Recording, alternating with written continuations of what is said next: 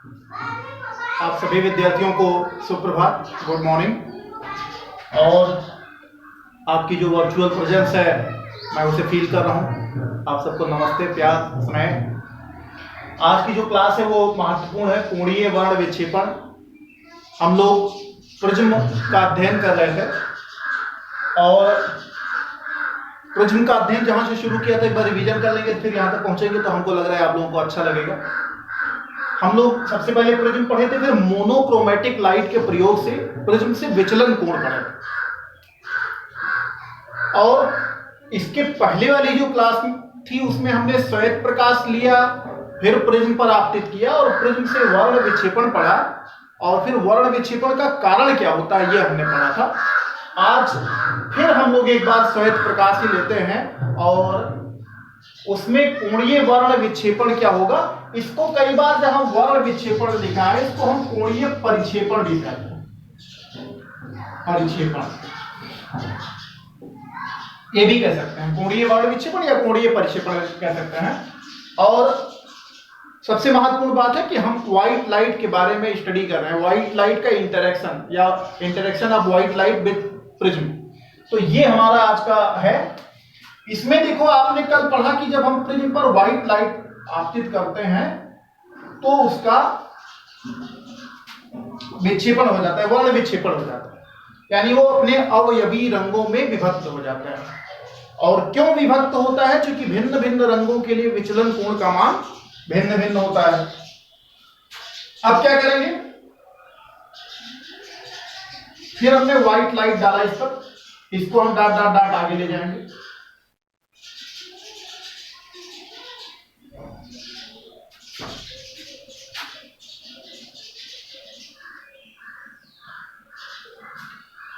अब आप इस पर क्या करेंगे, फिर अभिलंब बना लें।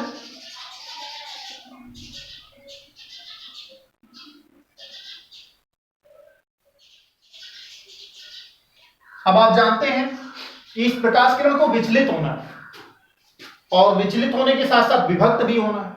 और कितने रंगों में विभक्त होना है? 7 कलर्स में विभक्त होना है, 7 कलर्स में। तो इसमें सब कलर हम नहीं बनाएंगे, हम केवल आज 2 कलर बनाते हैं, 2 कलर। ये सबसे ऊपर वाला कलर कौन सा होगा? आप सब जानते हैं ये रेड होता है, और इधर वाली कलर, ये सबसे बाद वाली कलर वायलेट होती है। अब क्या होगा, अब आप फिर जानते हैं कि यहां से प्रकाश किरणें ये फिर ये यहां नॉर्मल बना रहे दोनों तरफ, तो क्या होगा, फिर विचलन होगा इनका, यानी अपवर्तन के कारण। तो एक प्रकाश किरण क्या करेगी और दूसरी प्रकाश किरण ऐसे।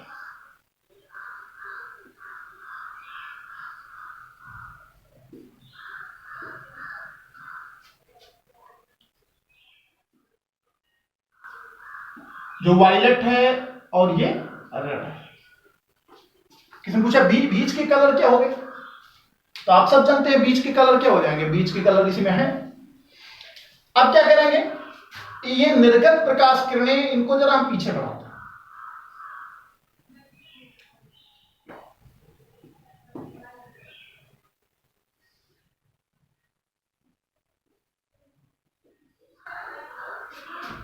तो पीछे बढ़ाएंगे तो देखेंगे क्या होगा।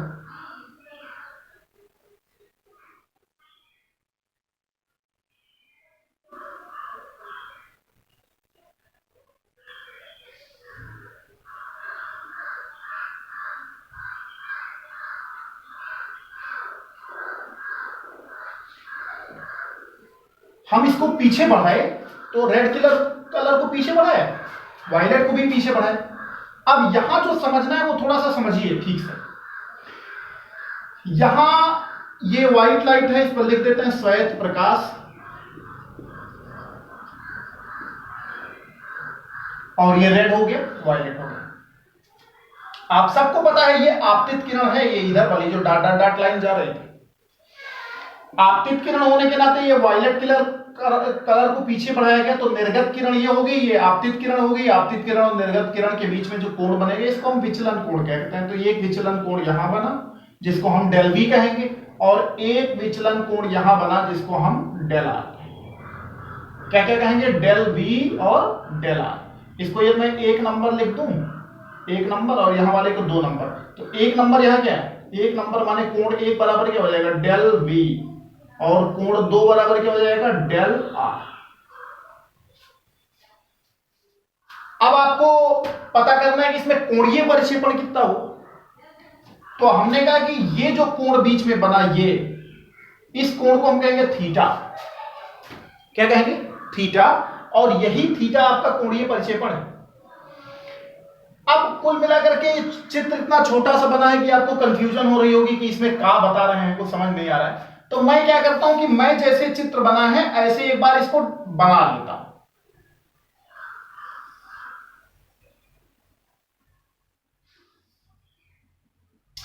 अब आप जरा ध्यान देंगे कि ये कोण आपका हो गया 2, ये कोण हो गया आपका 1, और ये कोण आपका हो गया थीटा। जैसे मोबाइल में जूम नहीं तो जूम कर, तो इसको हमने जूम किया। अब जो ये वाली सब बात है ये जूमिंग है। अब ये जो कोण 2 था वो डेल आर, मतलब इसको आपने क्या लिखा था, डेल आर, बराबर लिख लेते हैं डेल आर। इसको आपने क्या लिखा था, डेल V, ये थीटा लिखा था। अब आप सब जानते हैं कि यदि डेल आर होगा तो साहब ये क्या हो जाएगा, इधर वाला ड्यू टू वर्टिकली अपोजिट शीर्षाभिमुख कोण के नाते ये क्या हो जाएगा, डेल आर। अब आप सब समझ रहे होंगे कि ये यदि एक ट्राइंगल मान ले, ये और ये, तो एक प्रकार से वही कोण बनता है, और वही कोण में क्या हो जाएगा कि ये डेल V इस डेल आर और थीटा के बराबर हो जाएगा। तो हमने क्या लिखा कि थीटा बराबर क्या हो जाएगा, थीटा बराबर नहीं, theta plus del R is equal to del V। तो थीटा बराबर क्या हो जाएगा, del V minus del R. ये एक रिलेशनशिप निकल करके आई जिसको हमने कोणीय परिक्षेपण कहा। अब बात निकल करके यहां तक आ गई, तो परिभाषा कैसे बनेगी। तो हमने कहा परिभाषा देखो, ये किरण निर्गत किरण थी, रेड कलर की निर्गत किरण, ये वायलेट कलर की निर्गत किरण। इन निर्गत किरणों को पीछे बढ़ाया। आप देखेंगे जरा, निर्गत किरणों को पीछे बढ़ाया, आपतित किरण से कोई मतलब नहीं, सिर्फ निर्गत किरणों को पीछे बढ़ाओ, क्योंकि आगे तो डाइवर्ज हो रही है, अपसरित हो रही, तो आगे तो मिलना नहीं, मिलेगी कहां, पीछे मिलेगी। तो निर्गत किरणों को पीछे बढ़ाने पर जो उनके मध्य कोण बनता है उसको हम क्या कहेंगे, कोणीय परिक्षेपण। अब परिभाषा एक बार कह लो, किसी प्रिज्म पर श्वेत प्रकाश आपतित करने से किन्हीं 2 रंगों के लिए निर्गत किरणों को पीछे बढ़ाने पर उनके मध्य बने कोण को कोणीय परिक्षेपण कहते हैं। किन्हीं 2 रंगों के लिए निर्गत किरणों को पीछे बढ़ाने पर उनके मध्य बने कोण को उन 2 कलर्स के लिए कोणीय परिक्षेपण कहेंगे। ये भी जरा ध्यान देंगे, उन 2 रंगों के लिए कोणीय परिक्षेपण कहेंगे। तो किसी पूछे कि आपने आर और वी क्यों लिया, और कोई ले लेते, हमने कहा हो सकता था, लेकिन जब हम ये 2 लेंगे तो इनके बीच का एंगल थोड़ा सा काउंटेबल रहेगा, कंसीडरिंग रहेगा। ऐसे 2 किरण ले लेते बिल्कुल बगल बगल की, तो क्या होता है, ये कोण बहुत छोटा बनता है, बिल्कुल कंसीडर करने लायक बनता है। ये जो आपने त्रिभुज देखा है, इसको भी हमने लिया है, स्पेशली जूम किया है तो आपके समझ में आ रहा होगा। तो इसलिए ये बैगनी सबसे बाद वाला, ये रेड सबसे बाद वाला, इधर ये सबसे पहले यहां प्रिज्म के बेस पर मिलेगा, सबसे दूर मिलता है, इसलिए इन 2 कलर को लिया गया। इनके बीच में डिस्टेंस काफी ज्यादा है। तो आप फिर कह सकते हैं कि किसी प्रिज्म पर श्वेत प्रकाश आपतित करने से प्रिज्म से निर्गत किन्हीं 2 रंगों के लिए निर्गत किरणों के मध्य बने कोण को हम कोणीय परिक्षेपण कहते हैं। उन 2 रंगों के, किन्हीं 2 रंगों के लिए निर्गत किरणों के मध्य बने कोण को कोणीय परिक्षेपण कहते हैं। इसे हम थीटा से डिनोट करते हैं। अब थीटा बराबर आया क्या, तो हमने कहा मैथमेटिक्स से पता लगता है कि थीटा बराबर del V minus del R. अब एक बार चाहो तो थोड़ा सा और हल करो, तो कैसे हल करेंगे ये जरा देखेंगे कि थीटा बराबर जो आया आपका, इसको आप हल कर सकते हो। कैसे हल करेंगे, इसको हल करने का है कि थीटा बराबर आप क्या करेंगे, डेल V की जगह पर लिख दो, डेल बराबर क्या होता है, n माइनस 1 इंटू ए, तो n b minus 1 into A, और माइनस क्या हुआ, del R, n r minus 1 into A. तो थीटा बराबर क्या हो जाएगा, NV minus 1 minus NR plus 1 और A कॉमन कर लेंगे, तो थीटा बराबर फाइनली निकल करके आएगा NV माइनस NR इंटू।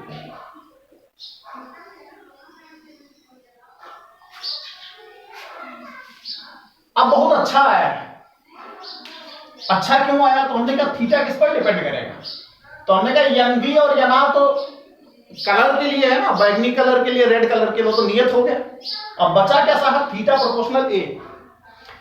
तो थीटा प्रोपोर्शनल कैपिटल A, यानी थीटा कब ज्यादा होगा? तो हमने कहा जब कैपिटल A ज्यादा होगा। और थीटा ज्यादा होने का क्या मतलब हुआ? यदि इनको हम और फैला दें, जरा चित्र गंदा कर रहे हैं, इनको और फैला दिया, देखो वायलेट को और नीचे कर दिया, तो इसको हम पीछे बढ़ाएंगे तो जो एंगल मिल रही है ये बढ़ जाएगी, यानी स्पेक्ट्रम फैल जाएगा। बहुत मेंशन करने वाली चीज है। यदि हम इसको और फैला दें, वायलेट को नीचे ले आए या रेड को थोड़ा सा और ऊपर ले जाए, चित्र बार बार गंदा हो रहा है, तो क्या होगा? इनको पीछे बढ़ाने से इनके बीच जो कोण बनेगा वो बढ़ जाएगा, यानी थीटा का मान बढ़ जाएगा। और थीटा कब बढ़ेगा? जब ए बढ़ेगा। यानी एक यहां कंपटीशन का सवाल बन सकता है कि प्रिज्म कोण जितना ज्यादा होगा स्पेक्ट्रम का फैलाव उतना ज्यादा होगा। प्रिज्म कोण जितना ज्यादा होगा स्पेक्ट्रम का फैलाव उतना ज्यादा होगा, स्पेक्ट्रम उतना फैला हुआ प्राप्त होगा। यानी चौड़ा प्रिज्म लोगे तो स्पेक्ट्रम दूर तक आएगा, यहां से यहां तक सुंदर दिखेगा। छोटा पतला प्रिज्म लोगे तो स्पेक्ट्रम पतले में दिखेगा। तो स्पेक्ट्रम को आप फैलते हुए देखना चाहते हैं तो प्रिज्म कोण बढ़ा लीजिए, ये यहां से निकल करके आता है। तो ये आपका रहा कोणीय बाण विक्षेपण या कोणीय प्रक्षेपण। किसी प्रिज्म पर श्वेत प्रकाश के आपतन से या किसी प्रिज्म पर श्वेत प्रकाश को आपतित करने से प्रिज्म से निर्गत किन्हीं दो रंगों के लिए निर्गत किरणों के मध्य बने कोण को हम कोणीय प्रक्षेपण कहते हैं। इसे थीटा से व्यक्त करते हैं। या किन्हीं दो रंगों के लिए निर्गत किरणों को पीछे की तरफ बढ़ाने पर उनके मध्य बने कोण को कोणीय प्रक्षेपण कहते हैं। उन दो रंगों के लिए कोणीय प्रक्षेपण कहते हैं। तो ये इतना हुआ। अब हम इस पर थोड़ा आगे बात करते हैं।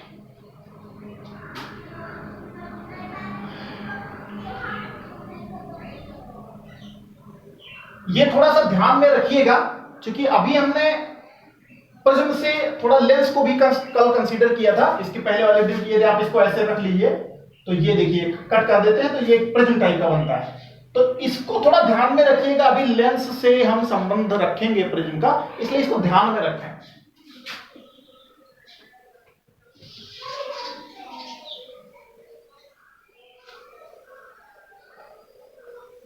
अब आगे क्या पढ़ते हैं? अब अगली टॉपिक इसकी आती है dispersive power. Dispersive power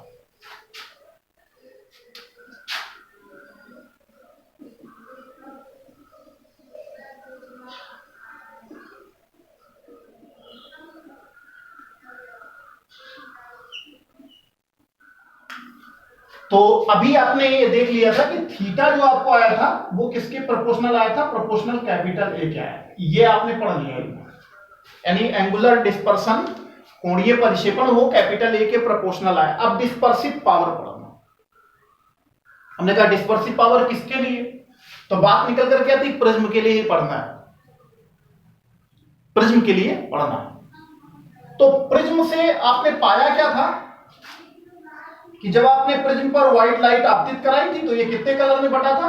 7 colour. 7 colour में, इधर रेड और इधर व्हाइट लाइट डालने। और फिर अभी व्हाइलेट और रेड को पीछे बढ़ाया था निर्गत किरणों के बीच, तो कितना कोण बना था? थीटा, जिसको हमने कोणीय प्रक्षेपण कहते हैं। तो किसी प्रिज्म अथवा, अब प्रिज्म कहने तो ज्यादा अच्छा है, वैसे ट्रांसपेरेंट मीडियम कोई भी बनेगा जो प्रिज्म की परिभाषा को फॉलो करता है, जो प्रिज्म की परिभाषा को फॉलो करेगा, क्योंकि वही जाकर के तोड़ पाएगा। तो हमने कहा किसी पारदर्शी माध्यम जैसे प्रिज्म, किसी पारदर्शी माध्यम जैसे प्रिज्म पर किन्हीं दो रंगों के लिए कोणीय वर्ण विक्षेपण, पर किन्हीं दो रंगों के लिए कोणीय वर्ण विक्षेपण तथा माध्य रंग के लिए जो विचलन कोण है उसका जो रेशियो होगा उसको हम डिस्पर्सिव पावर कहेंगे, या उस प्रिज्म की वर्ण विक्षेपण क्षमता कहेंगे। अब वर्ण विक्षेपण क्षमता शब्द जैसे आ रहा है, इसका मतलब सबसे महत्वपूर्ण बात तो यहां यही है कि मोनोक्रोमेटिक लाइट न लेकर के हमने व्हाइट लाइट की बात करी है। किसी प्रिज्म पर श्वेत प्रकाश के आपतन से जो वर्ण विक्षेपण की घटना हुई है उसमें किन्हीं दो रंगों के लिए कोणीय वर्ण विक्षेपण तथा माध्य रंग के लिए विचलन कोण के अनुपात को उस प्रिज्म की या उस पारदर्शी माध्यम की वर्ण विक्षेपण क्षमता कहेंगे। अब प्रिज्म नहीं होगा तो वर्ण विक्षेपण कर ही नहीं पाएगा, तो हम इसको कहते किससे हैं, तो हम इसको व्यक्त करते हैं ओमेगा से। ये ग्रीक वर्ड है ओमेगा। ओमेगा, इसमें दोनों मुंह झुके रहेंगे, ओमेगा के दोनों मुंह झुके रहेंगे, डब्ल्यू हो जाएगा। तो ओमेगा बराबर क्या हो जाएगा, ओमेगा बराबर थीटा अपॉन डेल वाई। हमने एक प्रिज्म है उस पर व्हाइट लाइट आपतित कराई, दो रंग कौन कौन से हुए, वायलेट और रेड लिया, उनके बीच का कोणीय वर्ण विक्षेपण और इनके बीच का मध्य रंग हो जाएगा वाई, एलो हो जाएगा। कैसे हो जाएगा ये भी यहां देख लें एक बार, B I B G Y O R. ये मैंने जानबूझ करके बताया।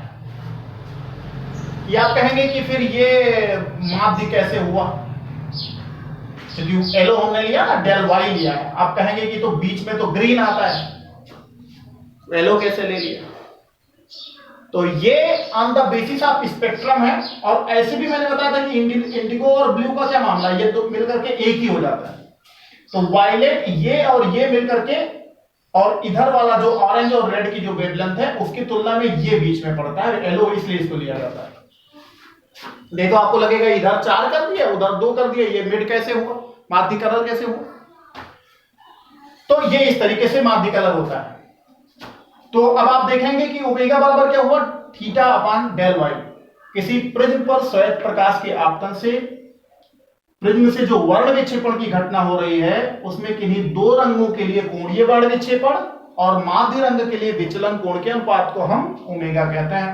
अब साहब देखेंगे ओमेगा बराबर हुआ क्या, थीटा बराबर क्या लिखा था अभी आपने लिखा था N B minus N R into A, और डेल वाई क्या हो जाएगा, N Y minus 1 into A.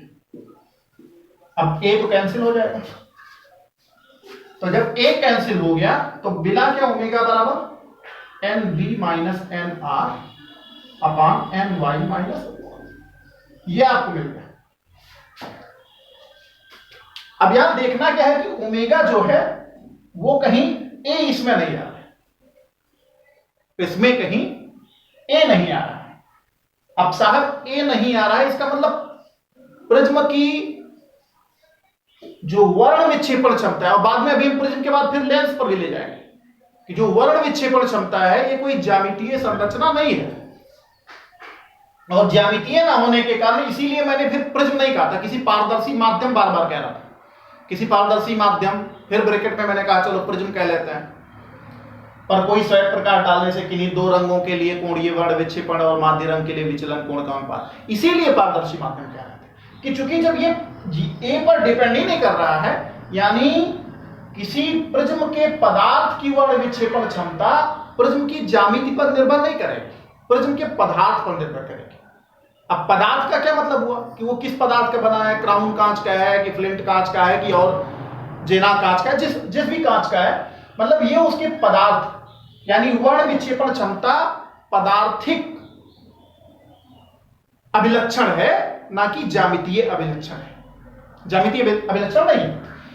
अब दूसरा ये क्या है कि M B minus N R बटा एम वाई माइनस 1, तो इसका जो यूनिट हुआ वो क्या हो जाएगा, तो हमने को वर्ण विक्षेपण क्षमता यूनिट लेस क्वांटिटी। अच्छा हाँ, यहां थीटा बराबर क्या निकल करके आया था, थीटा बराबर आपका आया था N B minus N R into A.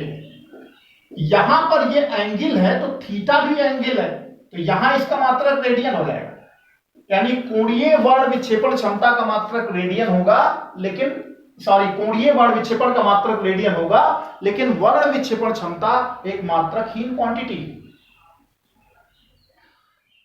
अब आपको जो बात कर रहे हैं वो थोड़ा सा उस पर चर्चा फिर करेंगे, हम अपनी ही बात का खंडन करने जा रहे हैं। क्यों कर रहे हैं, आपने कहा होगा कि ओमेगा बराबर थीटा अपॉन डेल वाई आपने लिखा, और साहब जब आप डेल डिफाइन कर रहे थे तब आप बार बार एक वर्णी चिल्ला रहे थे, मोनोक्रोमेटिक चिल्ला रहे थे, और फिर यह भी बताया था कि ये ऐसे येलो कलर जो 4000 से 7800 एंगस्ट्रॉम के बीच का है, उसमें ये एक तरंग दैर्घ्य नहीं होगा। येलो कलर, रेड कलर क्या होगा, एक तरंग दैर्घ्य नहीं, वो बंचेज ऑफ वेवलेंथ। तो यहां भी जब बंचेज ऑफ वेवलेंथ है, ऊपर का भी वही चक्कर आएगा। तब फिर ये कैसे यहां पर इसको ले रहे हो, यहां तो श्वेत प्रकाश ले रहे हो और डेल वाई लिख दिया। तो हमने कहा इसीलिए जो ओमेगा, किसी पदार्थ का ओमेगा जो कैलकुलेशन का वे है, तरीका है, उस पर ये फार्मूला लगाना मेरे दृष्टि में बहुत उचित नहीं है, इसलिए इसे अंतरराष्ट्रीय स्वीकृति भी नहीं मिली। क्यों? क्योंकि ये एक तरंग दैर्घ्य के लिए नहीं है, और डेल जब जब आप निकालते हो तो एक तरंग का दैर्घ्य के लिए निकालते हो, मोनोक्रोमेटिक तरंग दैर्घ्य के लिए निकालते हो। इसलिए ओमेगा का जो अंतरराष्ट्रीयकृत फार्मूला है उस पर चर्चा करते हैं थोड़ा। वो क्या है जरा देखेंगे। ये सूत्र लिखा रहने देते हैं, अभी काम लगेगा। तो हमने कहा भिन्न भिन्न रंगों के प्रकाश भिन्न भिन्न होते हैं, इसीलिए केमिस्ट्री में ज्वाला परीक्षण होता है। सोडियम किस कलर का जलेगा, हाइड्रोजन किस कलर का जलेगा। और आप देखते हैं कि अभी शादी ब्याह में हाइड्रोजन लगा देते, सोडियम लगाते, तो उसकी लाइट थोड़ी सी डिफरेंट कलर की होती है। और वो डिफरेंट कलर होने का मतलब यह हुआ कि वो मोनोक्रोमेटिक लाइट के करीब जा रही होती है। ये सामान्य स्तर पे नहीं हो सकता है, लेकिन जहां पर प्रामाणिक है वहां पर मोनोक्रोमेटिक लाइट उसको माना जा सकता है। तो इसमें क्या करते हैं कि हाइड्रोजन लैंप जो होता है उसकी आसमानी हरी रेखा को हम सी लाइन कहते हैं। आसमानी हरी को कहते हैं सी लाइन कहते हैं। और जो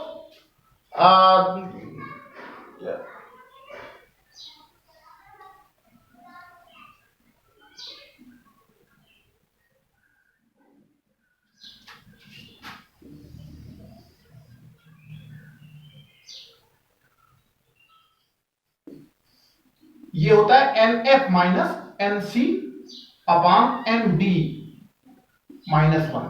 ये जरा देखेंगे इसको थोड़ा सा। तो जो हाइड्रोजन लैंप होता है, हाइड्रोजन लैंप H लैंप, तो H लैंप में जो F लाइन है ये आसमानी हरी कलर की होती है, ठीक ना। इंडिगो ग्रीन कलर का F लाइन होती है, और इसकी वेवलेंथ जो होती है आसमानी हरी लाइट जो होती है, इसकी वेवलेंथ होती है 4861 एंगस्ट्रॉम।